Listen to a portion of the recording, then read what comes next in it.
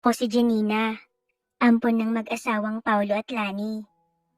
Bata pa lang ako, ay hindi na nila tinago sa akin ang tunay kong pagkatao. Sa katunayan nga ay kilala ko rin ang aking mga magulang na meron ng kanya-kanyang pamilya. 6 years old pa lamang ako nang maghiwalay ang aking nanay at tatay. Sumama sa ibang lalaki si nanay. Habang si tatay naman ay iniwan ako sa pinsan nitong si Mami Lani upang mangibang bansa. Ngunit hindi na rin ako binalikan pa. Nito ko lang nalaman na nagkaroon na rin ito ng sariling pamilya. Ngunit kahit ganun, ay maswerte pa rin ako at napunta ako sa kamay ni na Mami Lani at Daddy Paulo. Dahil napakabait ng mga ito sa akin. Itinuring ako ng mga ito na parang tunay na anak. Sa tagal kasing nagsasama ng mga ito ay hindi sila biniyayaan ng anak. Kaya naman, sa akin na lamang itinuon ang buong atensyon at pagmamahal nila bilang mga magulang. At malaki ang pasasalamat ko sa mga ito. Kaya ipinangako ko sa aking sarili na hindi ako magiging pasaway na anak at gagawin ko ang lahat mapasaya lamang sila. Habang nagdadalaga ako, hindi ako naging masyadong pansinin dahil payat ako at medyo maliit sa aking edad. Grade 12 na ako pero nening-neni pa ang aking itsura.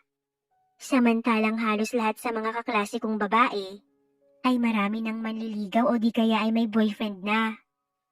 Isa yun sa dahilan kung bakit naging mahiyain ako, kaya wala akong masyadong kaibigan. Sa pagtungtong ko sa edad na 18, doon na ako nagsimulang magdalaga. Hanggang sa mag-edad 19 na ako ay malaki na ang naging pagbabago sa aking katawan. Naging maaliwalas ang aking muka, kuminis na ang aking kutis at nagkakurba na ang aking katawan. Yun nga lang, kapos pa rin ako sa height. Napunta yata lahat sa boobs ko na talaga namang agaw pansin sa sobrang laki. Sabi nga ni Mami at Daddy, manang-mana daw ako sa tunay kong ina. Maliit din daw kasi ito pero sobrang ganda at sexy. Dahil sa malaking pagbabago na nangyari sa akin, madami din ang nagbago sa buhay ko. Nagsimula akong makuha ang atensyon ng mga kalalakihan. Dumami ang mga kaibigan ko at pati na rin ang mga manliligaw. Noong una ay naiilang ako dahil hindi naman ako sanay na maging center of attraction. Pero kalaunan ay nasanay na rin ako at nawala na rin ang pagkamahiyain ko.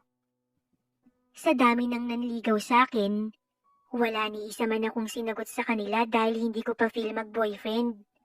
Gusto kong makatapos ng pag-aaral at para sa akin, hadlang lang ang pagnonobyo.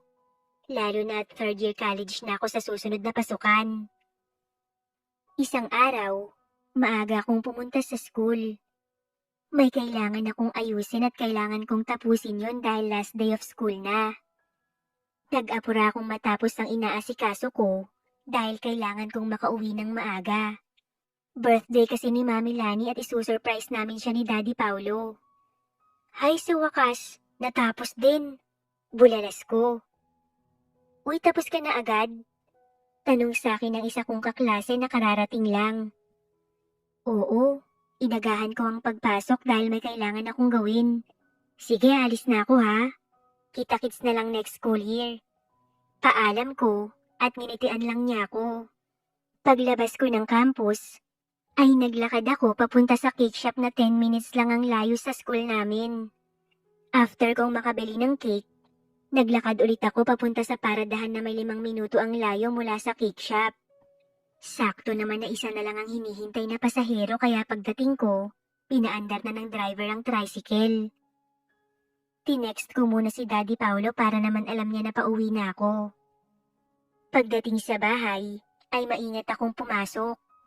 Pero sa pagtataka ko, ay walang tao sa bahay. Asan kaya sila? Huwika ako sa sarili nang biglang tumawag sa akin si Daddy Paulo.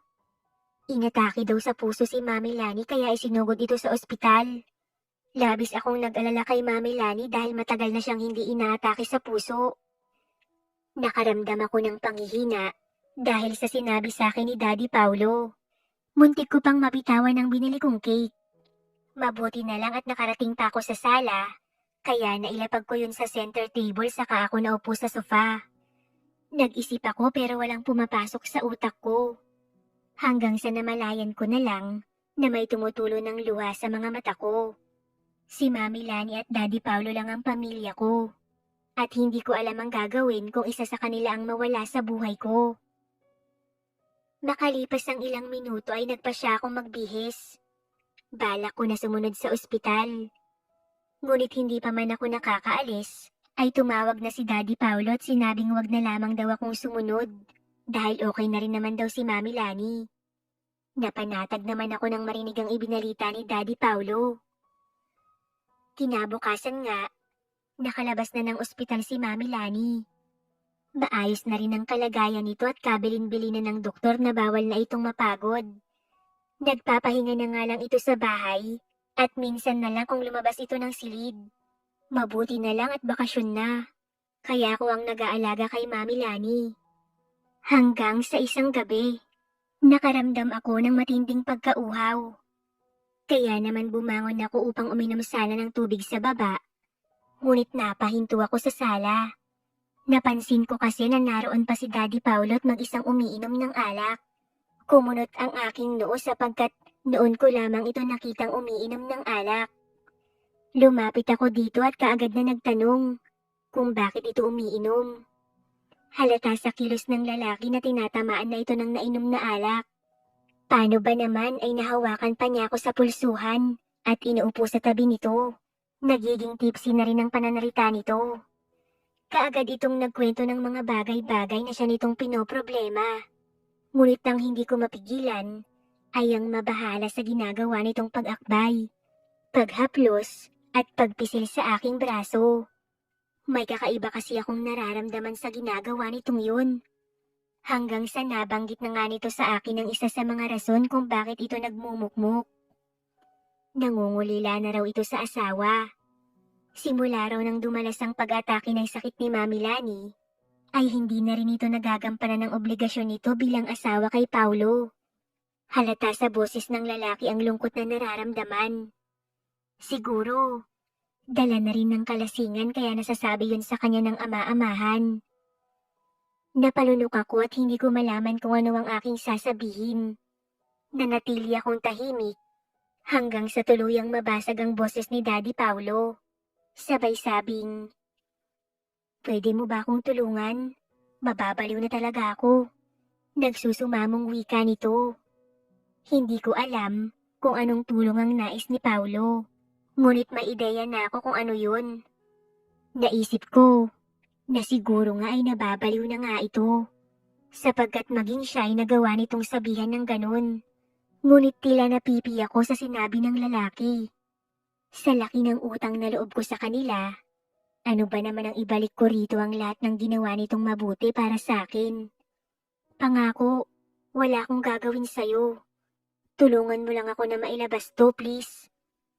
Napalunok ako dahil sa desperado nitong tinig. Kinakabahan ako. Aaminin ko na wala pa akong karanasan sa ganoong bagay. Ngunit hindi naman ako ganun ka-inosente. Marami na rin akong napanood ng mga videos sa aking phone. Kaya kahit papano, ay alam ko kung ano ang aking dapat gawin. Nakaramdam ako ng kakaibang damdamin. Ilang beses akong nag-isip. Hanggang sa kalaunan, ay nagawa ko na ngang tulungan si Daddy Paulo. Ganoon pa man, alam ko naman na isang malaking kasalanan ang ginawa kong pagtulong. Inisip ko na lang na mas mainam na yun kaysa maghanap pa ng ibang kanyang ama-amahan. Nang matapos, nagawa pa niya akong halikan sa noo sabay pasasalamat dito sa akin. Nag-ayos na rin ito ng sarili at tila ba natauhan sa kalasingan. Walang salitang dumiretso na ako sa kusina. Nang makabalik ako sa aking silid, ay hindi ko na magawang makatulog. Hindi ko makalimutan ang aking ginawa. Iniisip ko kung ano kaya ang mararamdaman ni Mami Lani. Oras na malaman nito ang tulong na ginawa ko sa asawa niya. Sigurado akong labis itong masasaktan. Kapag nasaktan ito, baka atakihin ulit ito at maospital. Ganun pa man ay kaagad ding nawala sa isip ko si Mami Lani. Ang mas nagsusumiksik sa aking isip ay ang bagay na yun. Iniisip ko kung posible kaya na mangyari ang bagay na yun sa pagitan namin ni Paulo. Yun ang bagay na masigit pa sa ginawa niyang pagtulong kanina. Napabuntong hininga ko sa mga bagay na pumapasok sa aking isip. Hindi ko maintindihan kung ano ang nangyayari sa akin. Sa tingin ko, maging ako ay nababaliw na rin. At sa pagkakataong to, ako naman ang nangangailangan ng tulong. Matutulungan din kaya ako ni Paulo. Napailing ako sa naisip. Imposible. Malinaw naman niyang sinabi sa akin na wala itong gagawin na mas higit pa. Parang nakaramdam tuloy ako ng panghihinayang. Kinabukasan, kahit puyat ay maaga akong nagising. Naabutan ko pang nagkakape si Daddy Paulo. Yun naman ang lagi nitong ginagawa bago pumasok sa trabaho. Parang walang naganap kung umasta ito. Samantalang ako ay nakaramdam ng pagkailang sa kanya. Gising ka na pala. Halika na at kumain. Alok sa kanya ng ama-amahan. Saka ko lang napansing gising na rin pala si Mami Lani at naghahain na rin ito ng pagkain. Ito pa talaga ang nagluto samantalang kailangan ito ng mahabang pahinga. Talagang napakabait ni Mami Lani at ipinagluto pa siya nito ng paborito niyang pagkain sa umagahan. Kaagad akong dumulog sa hapagkainan at nagsimula ng kumain. Kahit kailan, napakasarap talagang magluto ni Mami Lani. Kaya naman naparami ang kain ko. Habang kumakain, doon ko lang napansin ang kakaibang tingin sa akin ni Paulo. Ang akala ko ay nakalimutan na nito ang ginawa ko. Ngunit dahil sa titig nitong yun, alam ko na hindi nito yun nakalimutan. Napalunok ako. Sa hindi malamang dahilan, ay tila ba biglang nag-init ang aking pakiramdam. Para bang biglang namula ang mukha ko. Kaya naman tinapos ko agad ang pagkain. Hindi ko na kasi matagalan ng malagkit na tingin sa akin ni Paulo. Ilang saglit pa at natapos na rin kumain ng dalawa. Niligpit ko na ang pinagkainan at hinugasan ng mga yon. Pasok na ako, Janina. Nagulat ako nang may magsalita sa aking likuran. Si Paulo yun. Ngunit ang mas ikinagulat ko ay ang pagdampi ng labi niya sa pisngi ko. Napaawang ang labi ko dahil sa ginawa niya. Saglit akong natulala at nang sa wakas ay nagawa ko ng lumingon, wala na si Paulo sa kusina. Naiwan akong litong-lito. Ngunit kasabay nun ay may kilig din akong nararamdaman. Hindi ko inaasahan ang ginawa ni Paulo, pero aaminin kong nagustuhan ko yun. Naiwan na naman kami ni Mami Lani sa bahay. Gusto sanang gumala ni Mami Lani, ngunit bawal pa nga itong lumabas. Lalo pa't masyadong mainit ang panahon. Kaya nilibang na lang namin ni Mami Lani ang sarili sa panonood ng TV. Habang tutok na tutok si Mami Lani sa panonood, ako naman ay lumilipad ang isip. Ang totoo ay namimiss ko si Paulo. Ewan ko ba, pero yun ang nararamdaman ko. Pagsapit ng tanghali, nakaramdam ako ng antok. Kaya hindi ko na malayan na tuluyan na pala akong nakatulog. Hanggang sa natagpuan ko ang aking sarili sa isang kwarto. Medyo madilim doon. Salamat sa liwanag na nanggagaling sa bintana. Kaya nakakaaninag ako kahit papano. Tumayo ako upang sumilip sa bintana. At nakita ko ang maliwanag na buwan sa labas. Doon ko napagtanto na gabi na pala. Maya-maya pa ay narinig kong bumukas ang pinto.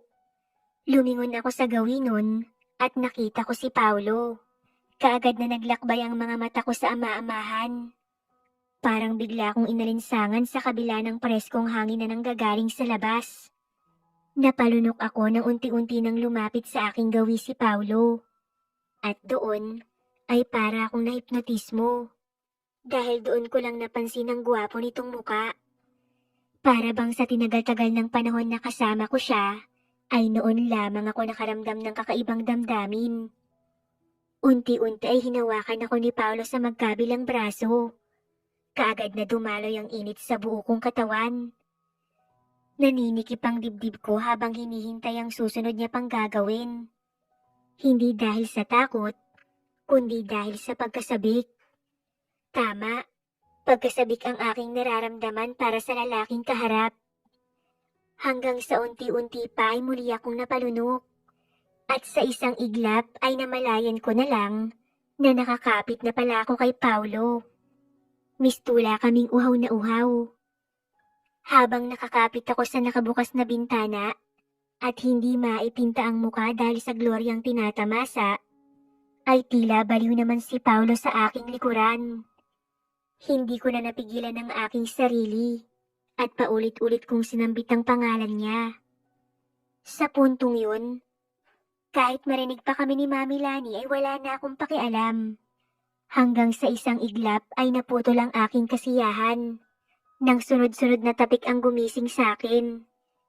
Janina, umuungol ka habang tulog. Sa tingin ko ay binabangungot ka kaya ginising kita. Uwi ka ni Mami Lani sa akin. Doon ko napagtanto na panaginip lang pala ang lahat. Hindi ko maiwasang makaramdam ng inis kay Mami Lani, na siyang dahilan kung bakit naputol ang aking magandang panaginip. Dismayado man ay wala na rin akong nagawa. Napilitan na lamang akong bumangon at doon ko napagtanto na 4:00 na pala ng hapon. Nakaramdam ako ng gutom kaya naman kaagad kong kinain ng merienda na ginawa ni Mami Lani. Nakakabagot din palang pumirmi sa bahay at palagi na lang walang ginagawa. Pasado 7:00 na ng gabi nang makauwi si Paulo galing sa trabaho. Sakto at kakain na rin sila ng hapunan. At may dala rin itong pagkain na in-order pa nito sa paborito nilang fast food restaurant. Laking tuwa ko at hindi ako nakalimutan ni Paulo. Talagang binilan pa niya ako ng paborito kong inumin. Hindi nagtagal ay nagsimula na nga kaming kumain ng hapunan. Panay ang kwentuhan ni Paulo at Mami Lani ukol sa mga nangyari sa buong araw. Habang ako naman ay tahimik lang. Matapos kumain ay nagligpit na ako ng pinagkainan. Yun naman talaga ang palagi kong ginagawa. Dahil nga bawal mapagod si Mami Lani. Isa pa, ay kailangan na rin itong magpahinga ng maaga. Naiwan ako sa kusina na mag-isa habang naghuhugas ng pinagkainan. Maya-maya pa ay naalala ko ang panaginip ko kaninang tanghali. Napahinto ako sa ginagawa at napaisip. Kanina habang kumakain sila, ramdam niya ang kakaibang pakikitungo ni Paulo sa kanya. Para bang lahat ng sinasabi nito ay may halo ng lambing. Maging ang bawat tingin nito sa kanya ay iba na rin. Mababakas daw ng pananabik. Hindi ko maiwasang makaramdam ng kilig. Dahil hanggang sa mga oras na yun, ay ramdam ko na parang totoo ang nangyari sa aking panaginip. Para na akong mawawala sa sarili. Habang nakatulalang mag-isa sa harapan ng lababo. Hanggang sa marinig ko ang boses ni Paulo. Muntik ko pang mabitawan ang hinuhugasang plato dahil sa gulat. Nang lumingon ako ay nakita ko ang ama-amahan sa aking likuran. Malapit ka na bang matapos dyan? Malambing at mahina nitong tanong sa akin sabay hawak sa magkabila kong balikat. Malapit na po. Bakit? Nauutal kong sagot. Kakaibang kaba at excitement ang bumalot sa akin. Naaalala mo pa ba yung ginawa mo kagabi? Bulong nito. Napakagatlabi ako dahil sa tanong ni Paulo. Hindi ko alam kung ano ang isasagot ko at sa totoo lang ay natutuliro na ako sa mahigpit na pagkakapisil niya sa aking balikat. Ramdam ko rin ang mainit niyang hininga sa aking batok. Opo. Bakit? May mali po ba sa ginawa ko? Sinunod ko lang po ang... Naputo lang sasabihin ko nang magsalita si Paulo. Shh! Hindi mali yun. Ang totoo nga niyan. Nagustuhan ko nga eh. At hindi na mawala sa isip ko. Hanggang sa trabaho kanina ikaw ang nasa isip ko. Uwi ka nito, saka mas lalo pang lumapit sa akin. Napasingap ako dahil dun. Janina, pwede ba ulit makisuyo sa'yo? Kasi wala na akong ibang mahingan ng tulong. Malambing na wika ni Paulo sa akin. Hindi ko na malaya ng unti-unting pagngiti ng aking labi. Please, nagsusumamong sambit ni Paulo. At dahil doon ay hindi ko na napigilan ng aking sarili. Sabik akong humarap sa kanya. At doon ay nakita ko ang pagkislap ng mga mata ni Paulo. Hindi ko na siya hinintay pa at ako na mismo ang nag-umpisa. Ganun na lamang ang gulat ng lalaki. Ngunit kaagad din itong nakabawi at buong alab na itong tumugon. Alam naming pareho na hindi na muling lalabas pa sa silid si Mami Lani. Kaya kampante kami na magagawa namin ang anumang naisin namin. Napakapit na lamang ako ng husto kay Paulo. Na tila wala na rin yata sa sarili ng mga oras na yun at nagpapadala na lamang sa kanilang nararamdaman. Maya-maya ay sabay kaming naghiwalay ni Paulo nang marinig namin ang pagbagsak ng baso na aksidente ko palang nasagi. Ayusin mo ang sarili mo. Siguradong bababa ang Mami Lani mo. Hinihingal na utos ni Paulo sa akin. Hindi nga ito nagkamali dahil ilang saglit lang, bumaba nga ito na nakapantulog. Nag-aalala daw ito sa narinig.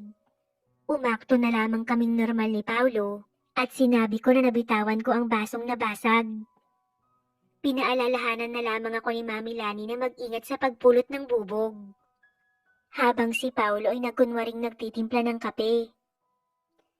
Hindi nagtagal ay nagpaalam na si Mami Lani at magpapahinga na daw. Ihahatid na kita. Wika ni Paulo ngunit tumanggi ang ginang. Nang tuluyang makaalis si Mami Lani ay saka lamang ako kumilos. Lilinisin ko na sana ang nagkalat na bubog, ngunit pinigilan ako ni Paulo. Ako na dyan. Ituloy mo na lang ang paghuhugas mo ng mga pinagkainan. Utos niya sa akin kaya sinunod ko siya. Hanggang sa matapos kami sa ginagawa. Pareho kaming walang kibo na nakatingin sa isa't isa. Nagpapakiramdaman. Maya-maya pa ay binasag ng ama-amahan ng katahimikan. Halika, sumunod ka sa akin, Janina. Nanginginig ang boses na wika ni Paulo. Hindi pa rin ako kumikibo, ngunit sumunod naman ako sa kanya. Tumungo kami sa likod bahay kung saan kubli at madilim. Ang tanging nagsisilbing liwanag ay ang ilaw na nanggagaling sa kusina. At doon ay binigay ko ang hinihinging tulong ni Paulo sa akin. Higit pa sa gusto niyang makuha. Tahan na, Janina. Niyakap niya ako nang marinig niya akong umiiyak. Konting tiis pa. Basta magtiwala ka lang. Malambing niyang wika sa akin. Sa totoo lang, hindi naman ako nagsisisi sa aking desisyon. Hindi ko lang talaga maiwasang mapahikbi dahil sa sobrang sakit na aking nararamdaman. Hindi nagtagal ay medyo nag-enjoy na ako.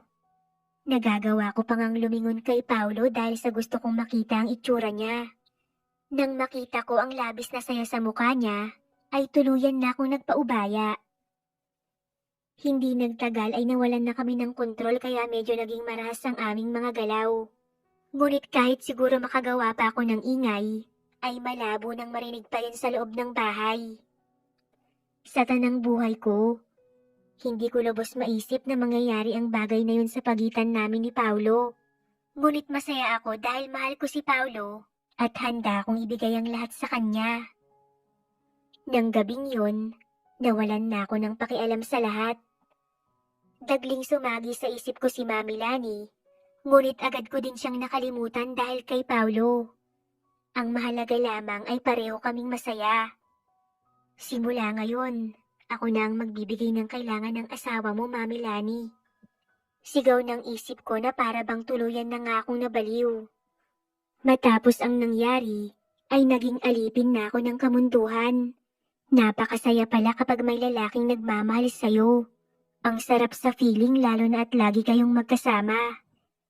Hindi ko na naisip ang malaking kasalanan na aking nagawa. Hindi naman masasaktan si Mami Lani dahil hindi naman niya malalaman.